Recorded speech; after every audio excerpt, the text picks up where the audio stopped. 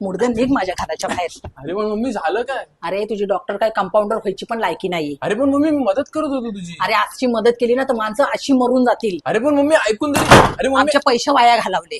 आज सकाळपासून डोळ्याला काय झाले काय माहिती, खाज पण येते आणि आगाग पण होते, थोडं थोडं ब्लर पण दिसतंय. काय माहिती मला दिसायचं बंद होतंय की आंधळी होते. जरा प्रेमला विचारते. तो आहे ना नीटची एक्झाम पण देतोय आणि तो आय स्पेशलिस्ट पण होणार आहे, तर त्यालाच विचारते. प्रेम, हा मम्मी बोल ना, काय झालं? अरे प्रेम बघ ना जरा काय झालंय माझ्या डोळ्याला. सकाळपासून आहे ना आग पण होती आणि खाज पण येते आणि डोळ्यात पण लाल लाल व्हायला लागलं. असं कसं तुला अचानक झालं? बघू मला. अरे मम्मी तुला तर केरेटायटिस झालंय. म्हणजे अरे आता जे तुझ्या डोळ्याच्या आतमध्ये जे रेडनेस झाली आहे ना, त्याचा अर्थ तुला आता दिसायचं बंद होणार आणि मग आता तुला पुढे जाऊन खूप त्रास होणार. काय बोलतोस? ह्याचा अर्थ तुला ऑपरेशनच करावं लागणार. ए बाबा मला ऑपरेशन वगैरे काय करायचं नाही.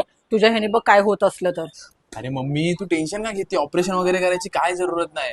मी आहे ना, मी आता दिली ना नीटची एक्झाम. आता तू लवकर बरी होशील.